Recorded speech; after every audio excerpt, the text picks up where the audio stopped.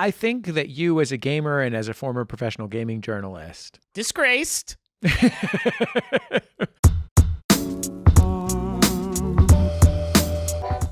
McElroy, welcome back to Bullseye. It's nice to see you, bud. Thanks. It's nice to be here in the context of something a little bit more legitimate than podcast clown. Like, you obviously what I'm saying sounds bad, but like author, I feel like I'm coming in with a little bit more dignity, I guess is the word I'm looking for. Griffin, we have some time to destroy your dignity. Don't worry. Okay, good. Did you read Choose Your Own Adventure books as a kid? So I didn't read a ton as a kid. I was a gamer nerd sort of first and foremost. I was like born into a house that just always kind of had a Game Boy in it. So there was really no excuse. Like I could be playing a game basically anywhere. And as we all know, games are like way more fun than books. So they really couldn't hold much of a candle to them. But that truth was countered by the fact that whenever we would go on like a family trip, a vacation or a road trip or something, our dad would always stop at a used bookstore, and we would spend about 2 to 3 hours there. Like we would spend a very long time there while my pervert father hunted down elusive Doc Savages or whatever stuff that he was missing from his outrageous extensive collection. And I think that is where I sort of first found Choose Your Own Adventure books, and was sort of immediately enticed by. This is a book, so like that's a knock against it, but it is also like an interactive kind of journey, and some of the stuff that happens is like kind of scary and dangerous, and then also Goosebumps did them, and so that's like now we're doing both fists of scary interactive stuff and Goosebumps. Like I'm into it. So basically whenever we went to a used bookstore on trips like that, I would grab a book, and then, on our 13-hour drive back to Huntington would just like tear through a few of them, trying to find all the endings and trying to see everything I could see. I love bookstores now. I love bookstores and books now. They're great. Support your local bookstores, but man, not my favorite time as a kid.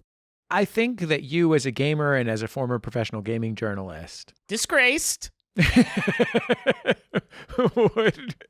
would have a special connection to this kind of story, not just because it is interactive, which is like the obvious layer, but because there is so little second person fiction, right? That like the premise of playing a video game is that you are your guy. Right. No matter what gender your guy is.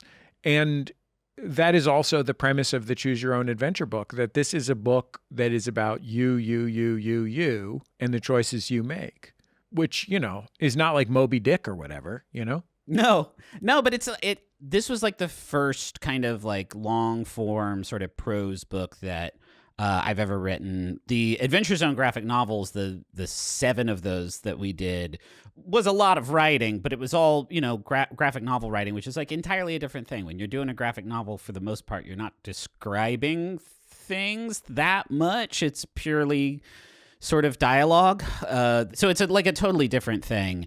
And writing it in second person, I feel like maybe it's instilled in me like weird habits that are going to be difficult to break if I ever try to write a sort of non-interactive, more traditional first to third person literary experience. But I mean, it was really fun to write it, right? Because like instead of trying to frame the things that are happening in your world through the mindset of some character who you are also trying to introduce to the reader at the same time, you can kind of skip that second step. And that also helps to kind of keep it parsable for like a younger reader. I really found the process so like fluid and enjoyable, because it was just like, okay, here's what is happening. What are you doing? I really enjoyed writing in that format. It'll be weird to not do it that way someday. You say that, Griffin, but I imagine that before you wrote this book, you had to have an entire wall of your home covered with index cards connected by pieces of yarn. No, it wasn't on the wall. It was on the floor of my office. It started out, I have this big magnetic whiteboard that I like started putting these like little magnetic tiles on. It looked so, Jesse, it looks so good. It looked so good. People would have seen me, like if a literary person had come in and been like, ooh, this is a real author. Griffin, I'm sorry to interrupt you, but you're suggesting that if a literary person came into your office Yeah. And didn't look at my wall of video game handhelds and instead looked to this one specific sort of books corner. And they would say, this is the kind of magnetic whiteboard that Cervantes would have used to plot out Don Quixote. If Cervantes had access to magnets and whiteboards, he would have gone nuts for it. Right. But yeah, eventually I had to switch to index cards that were on the floor of my office that I then had to enforce a very strict, please don't go in Daddy's office. Daddy hasn't captured these into a digital format yet, so please, until I have created a flow chart online, I beg of you, please don't mix these cards around with your feet like a game. I had to learn a lot about different software that professional writers and editors use. I finally learned how PDF, like Acrobat. I learned how to do that stuff for this book, man. I was stoked. I learned how to make like a flow chart. I learned all kinds of stuff because I had to be presentable. Griffin, you say professional authors. I mean, we're talking about anyone who's filled out a form since 2002. Yeah, exactly. But those people up to now have just been using Apple Preview and then just like taking a picture of their signature or whatever and just kind of photoshopping it. But I had to learn PDFs for this one. So I did grow. To answer your question, I did grow a lot as an artist. What did you learn about pacing a story and structuring a story where the reader gets to make the choices? Because, the last books in this series were now decades ago or whatever. The big challenge for like books like this is it does have to start with like quite a bit of front-loaded exposition, right? If you think about it like a video game instead of a traditional book, like video games do the same thing, right? When you're playing a video game, you got to do the tutorial level. You got to do like all of that sort of world building. Once you start getting into the choices and you start making options, then things break down into like much neater sort of compartments. And so the trying to figure out how to write a thing to set up this whole world that could then go in a million different directions without sort of putting a child to sleep was sort of a huge issue. So Griffin, I bought one of those games called The Witcher. Oh, sure. And I got so mad during the exposition that I just quit, even though I had spent like $50 to buy the game. My book's only $10. So if you can't get through the introduction, it's only $10. $9.99 even, yeah. Yeah, it's a book, so it's like a good cause. You're helping books. When I'm playing video games, I'm very much a game enjoyer more than I am a narrative enjoyer, typically. Like, to me, the ultimate video game experience, having my own baseball team, and I trade the guys and sign free agents. Yeah. No human narrative involved, just names of guys and numbers next to them. Well, you can do sort of a Moneyball role play if you want to live out that life. Pretend that I'm a handsome and compelling business thought leader. Yeah. Like Billy Bean. What are some game narratives that have moved you or contributed to the way that you think about storytelling? So the one I always come back to is the Final Fantasy series, which, if you're not familiar, is a Japanese role-playing game series that I think originated in 87 or 88 on the NES, and really early days back when the genre hadn't really found its place in sort of the gaming ecosystem. I remember we got a Super Nintendo in our house when I was like 4 years old, maybe. And we had Final Fantasy II. And I was so enraptured by that game that I was like teaching myself how to read. But I remember like having that feeling of, by the time I reached the end of that game, I was able to kind of like do it on my own, and I wasn't beforehand. For many years, you and your brothers and your dad have made a podcast called The Adventure Zone that is an actual play role-playing game podcast, which is to say that the four of you in various configurations are playing a role-playing game into a microphone, a Dungeons & Dragons style game, in some cases Dungeons & Dragons, where, one of you is controlling the narrative and three of you are portraying characters, doing voices, the whole 9 yards. Yeah. Previously on The Adventure Zone. I'm playing a human fighter named Magnus Burnsides. I love that. I'm playing a wizard. Okay. His name is spelled Taako. Are you naming your wizard Taco? His name is Taco. Daddy, what are you You're a cleric, right? I'm a dwarf cleric Okay. named Merle Highchurch. Over drinks one night with Gundren Rockseeker, he has to offer you what he calls the last job you'll ever need to take. When you became the game master or dungeon master of the first big story in that podcast, how much experience did you have with role-playing games and role-playing game storytelling? Role-playing game, video games, lots. Like pen and paper, tabletop role-playing games, virtually zero. Like almost none. I lived in just outside of Cincinnati for a year, and there was a friendly local game store that I went and just found like a pickup group that I played with like a handful of times. But really nothing before that. It was something that was always kind of in the periphery, just because, I was writing about games for AOL first and then for Polygon. And so like it was a thing that I covered, and there were other places that had started kind of like doing it and making shows about it. And I didn't have any kind of like direct experience in it, which like the further we get, that was in 2014 that we started Adventure Zone. The further we get from that, the more I kind of realize like it does lend that first series of the show, Balance, a wild like level of authenticity that is like kind of tough to reproduce, because we all were just learning on our feet and making stuff up and seeing what stuck. It's funny because coincidentally, before we went on air, you and I were talking about silly nonsense that we podcasters do for the folks who send us money. Right now, my friend Jordan and I are watching every episode of the sitcom Alex Inc. From 2008 or something. I can't remember when. 2018?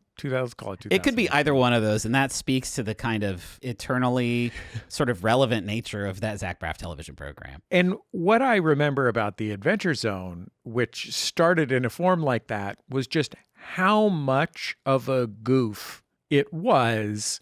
Oh, we're going to make a podcast episode where it's us and our dad playing Dungeons and Dragons. Yeah. Was the silliest idea in the history of the world. And the other day I did a show with a friend who we were doing a show in a rock club in Chicago. He happened to be in town because he was playing the basketball arena, playing Dungeons and Dragons. Yeah. He was going to play Dungeons and Dragons in front of 12,000 people or 14,000 people or something. We've come a long way, baby. When I say they've come a long. You've also done very well. We've done very well, yes. When did you realize that this thing that you were doing as a dumb goof was all of a sudden at the center of your career, almost completely accidentally? I don't know that there was one like huge kind of moment. I think we recorded the first 2 episodes, and they were released in the My Brother and Me feed, and they were when Sydney gave birth to Charlie. So Justin, wanted to take some paternity leave, so we recorded these episodes ahead of time. And this is a sort of comedy advice show that you host with your brothers. Sydney is your brother Justin's wife. Yes, sorry, I should give more context on that. It's fair to say that people who listen to, say, NPR's Current Events and Public Affairs show 1A are already familiar with the world of the McElroy Brothers podcast and My Brother and Me, but some people might not listen to that show. So we're where they come to cut loose, to really let their hair down, and listen to a show with no expectations of you. But it was just to cover a hole in the schedule. That's it. That's all it was. And I at that point, I'd been covering this new 5th edition of D&D at Polygon like a lot. It was something I was interested in, and I wanted to play. So there was like I kind of hoped it would become something else, but it was not like a lock. We hadn't really even talked about like what that would look like with Dad, because Dad still was working the like early morning shift at a radio station in Huntington. So like this idea of like, oh, and by the way, you also have this part-time job now. Like it wasn't a thing that we kind of really thought through pretty critically. But I mean, the response was wild. We in all of our years, I can think of few kind of reactions we've gotten from our audience that have been more kind of like immediate green light, like, yes, please just do this, just make this a thing. And so we very quickly kind of said, okay. And as soon as Justin was back, we started doing more episodes of it.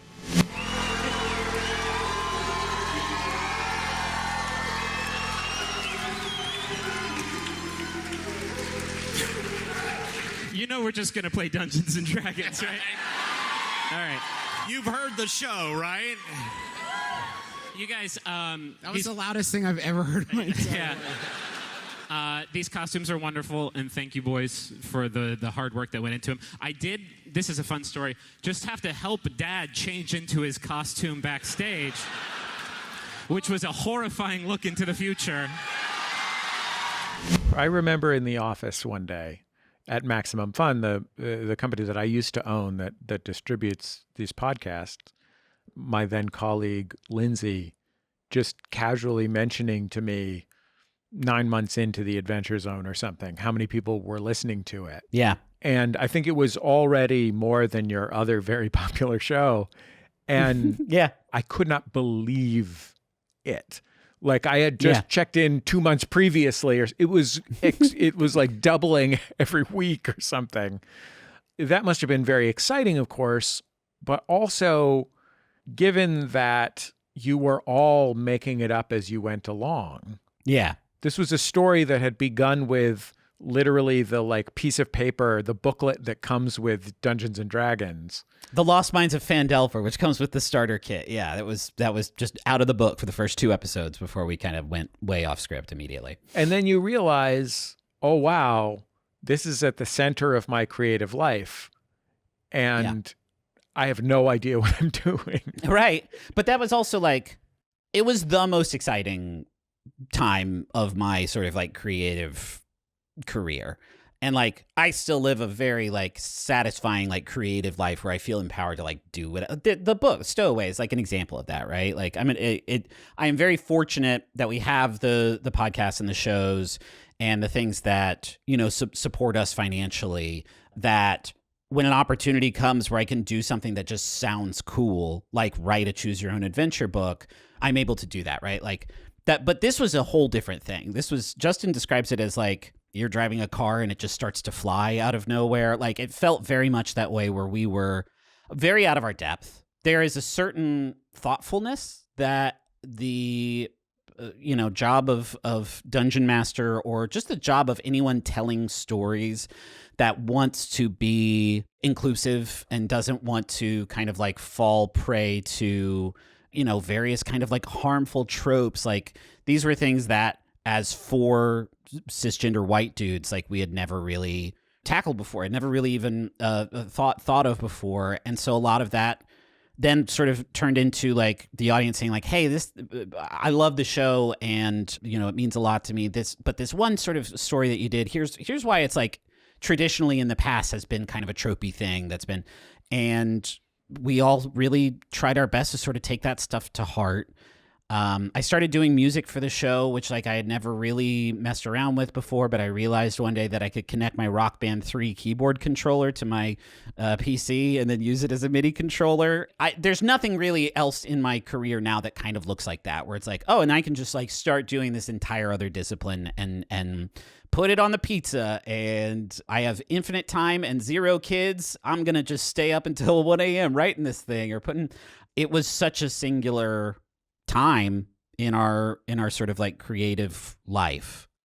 What was the lesson you learned about storytelling while you were, you know, putting up the scaffolding as you climbed it?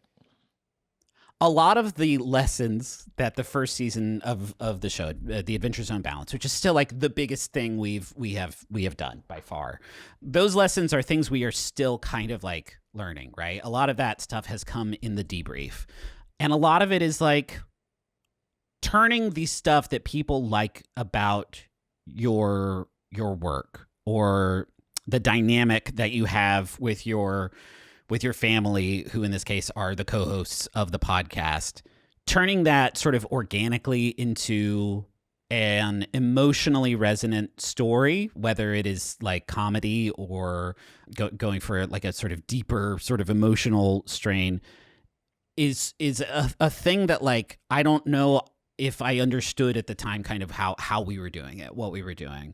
Looking back now, there is something to the unseriousness of how that story started, of us just kind of being ourselves with fantasy names, not particularly hewing close to the rules of Dungeons and Dragons, and not having a bunch of stuff like written down ahead of time. Like it was more improvisational because the thought that we would prepare something for it was so ridiculous. Yes, with that, the box pops open. It has 900 gold pieces inside. I did it.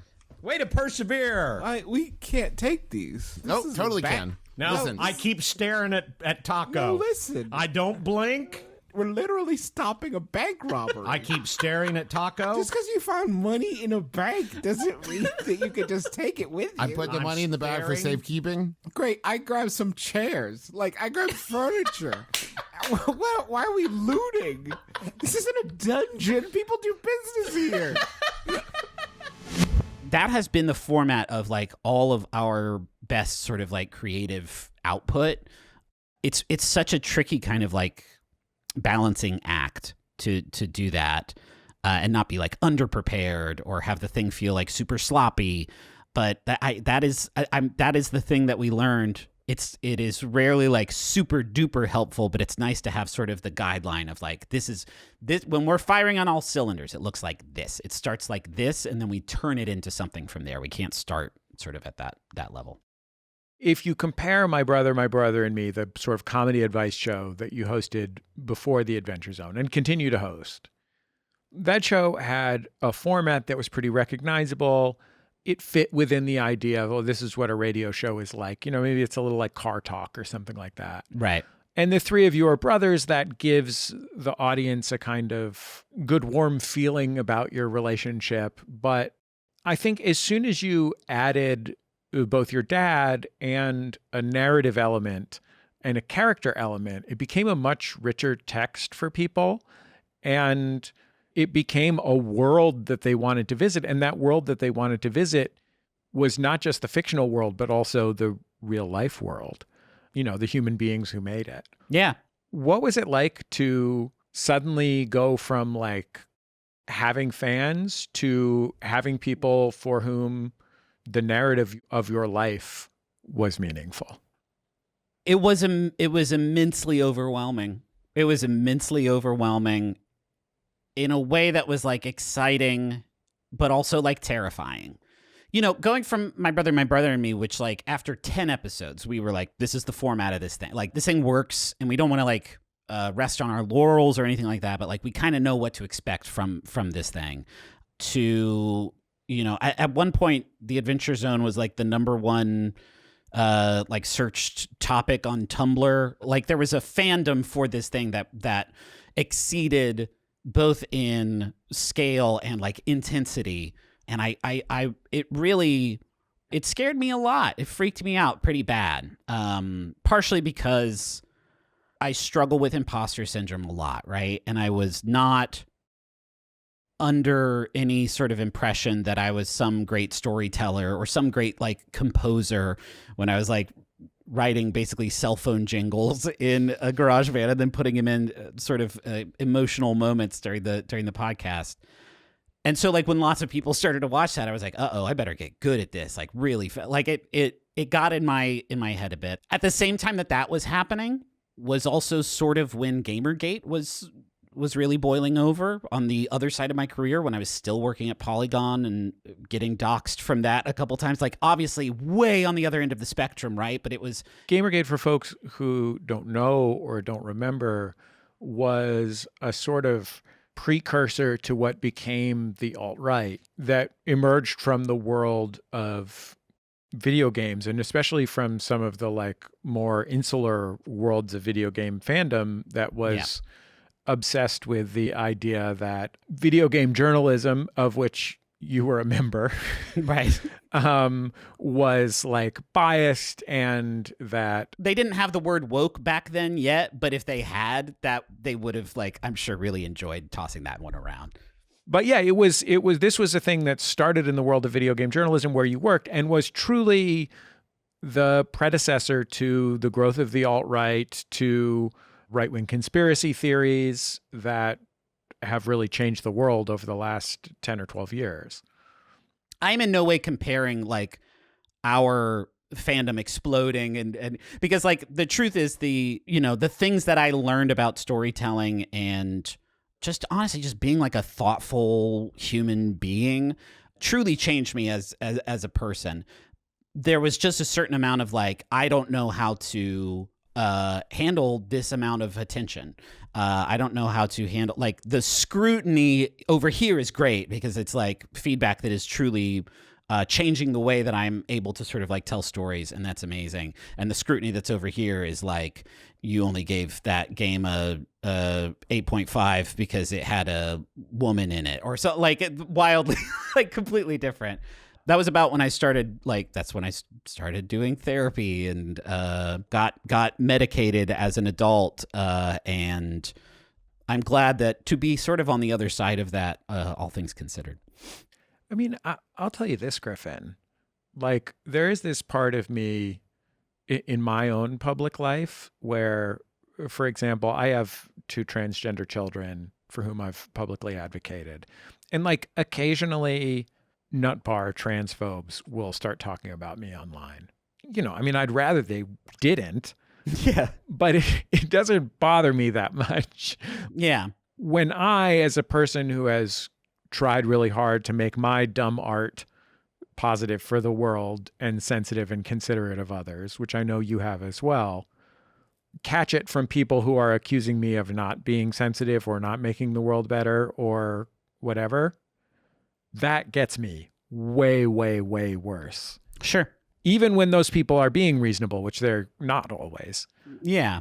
When someone criticizes a well-worn narrative trope that could be seen as colonialist in an episode of The Adventure Zone, they may very well be right about that. Yeah.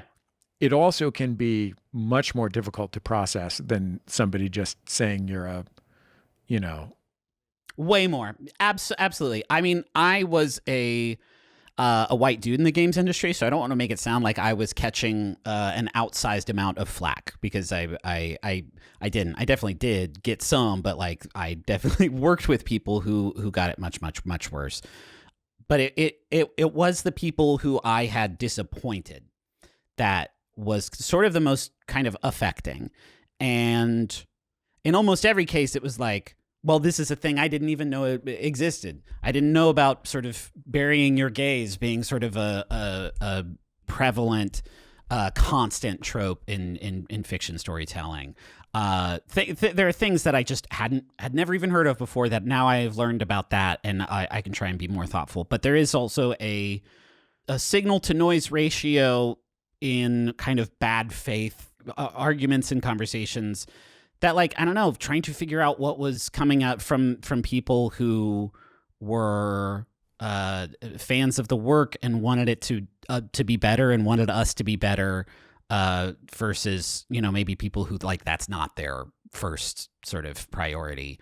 I'm in a way different place now. This was like all of this conflux of stuff happening was like 8 years ago, and I feel like there's been a big kind of reconciliation about boundaries and avoiding kind of like parasocial dynamics with creators and from creators to their audiences.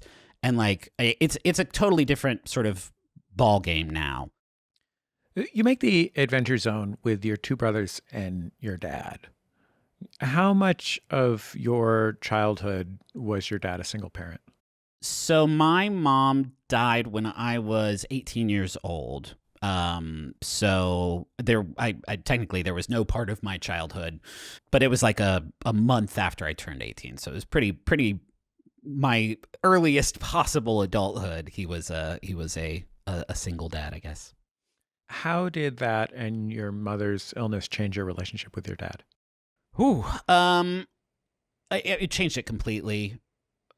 Our entire kind of family dynamic changed. Partially, like, even if our mom hadn't gotten sick and died, she had melanoma. She had skin cancer that spread just really, really, really rapidly, and it was sort of she was in remission, and then it was sort of a shock that it came back. So it was really a real rug pulling kind of thing where there was a pretty traditional dynamic before then. There was mom and dad, and at this point, Justin was going to college in town at Marshall University, and Travis was in college in Oklahoma. And so, like, I was about to start college and shopping around for places to go. So, like, already kind of stuff was going to change sort of no matter what. But then our mom died, and I sort of made the decision, like, I don't want to leave home for school. I should probably stick around and help out to whatever capacity I can. And I think everyone whose parents live into their adulthood, you get to know your parents as like people who are like you, like people who think like you and who have the same kind of problems that you do, and by virtue of your relation, like, are actually way more similar to you in those processes than sort of anyone else you meet on the street. And I think we kind of had that in a very, very condensed version for all of us. I think that my brother and me was like very important for me and Justin and Travis having this kind of like scheduled time where we just kind of hang out and try to make each other laugh. And when we brought dad into that, like, I don't know, I feel like that relationship of like, I see you now as like a person and as a creative collaborator, like that was not really anything I had done with him previously before that. I know him on a level that I don't know that anyone else I know sort of like understands their parents. And that's a really special thing. Your dad was, I mean, he is again now, but was for a long time like a professional goofball in that. Yeah. He was like an institution morning radio host in Huntington, West Virginia, where he grew up. Yeah. Who, did like morning radio stunts for charity. And, just like truly classic stuff. He was a columnist in Wizard, the comic book magazine that they sell at the comic book store. Yeah. How did that piece of your relationship change when he became your sole parent? Like, it's very easy to imagine a goofball dad being a, ancillary body that circles a thoughtful, caring mother. You know what I mean? Yeah, I mean, I wouldn't fully reduce it down to that dynamic, but there was I don't think any of us really like knew how to take care of ourselves particularly well. And so like, I think basically right away, like that was not the expectation. Like being roommates with your dad, I bought a drum kit and just like put it in my old bedroom because like, it, who cares? No, there was a bit of freedom that was sort of afforded to me that I appreciated, and also kind of drove me absolutely wild my freshman year of college. Not the best choices were being made at that time. The thing I'm always grateful for is like, I don't think any of us tried to like make out the situation to be anything different than it was, which is like the person who has been the sort of backbone of the family and the one who made the trains run on time is gone now. I don't think any of us were like, and now dad's going to step in, fill in those, like it simply wasn't the expectation. And like, maybe if I was younger, it would have been different, but like I was 18 and there was this feeling of like, I should be able to take care of myself a little bit more, even though I truly didn't. The first year of holidays was like weird. The first Thanksgiving, me and dad just got a bunch of buffalo wings and we bought a big TV and we watched like movies on a big TV and ate buffalo wings. And so there's a certain amount of like, hell yeah. Like, I think Dave Eggers in Heartbreaking Work of Staggering Genius, when like introducing the book and talking about why people are reading it, he references the uncomfortable magic of sudden parental disappearance. Like this idea of like, there was a reason why we didn't spend all of our money on a big TV and eat only buffalo wings, right? There were good reasons for that, but it's Thanksgiving and it's going to be a huge bummer no matter what. So like, let's just go whole hog. And there's also a reason why like every children's novel starts with the parents disappearing for some right, reason, yeah. Like it is a terrifying and horrifically sad thing that has a weird thrilling element to it too. Yeah, and I mean, this was happening also as I was like entering college. Like there were a lot of kind of reasons why, I don't know, everything was changing, and we lived a pretty like, we grew up going to church a couple times a week, and I was fairly, I was pretty sheltered, right? Like I didn't go out and party. I wasn't like drinking while I was in high school. I wasn't like I was a super good kid, and so that was like as a you know, a freshman in college, one of the more kind of like selfish ages that a person gets to kind of like go through. Like there was something sort of exciting about how anything could happen. I remember the first time that we did a live performance together, you and I, our respective shows, was also the first time you guys had done a live My Brother and Me show. Mm-hmm. And your father came out to the show, took an airplane to come out to the show. And I met your dad. We had dinner. And I was like, well, this is a very nice man. Why is this man here? Who is this? Is this these nasty boys' manservant? Who is this? Like, my parents barely came to like the musicals I was in high school. Yeah. I don't think I knew your family's whole backstory until I met him. And I realized what a choice the four of you made to have this family as adults. Yeah. It is hard to not take it for granted, or not feel like I am taking it for granted, because it is my whole life. It's like my whole life. My family was so close growing up, and you know, we work together. We do so much stuff together during the week. We spend the holidays like we do so much stuff together that it is hard not to just think about like that is quite abnormal. That's not sort of the relationship that a lot of people have with their families.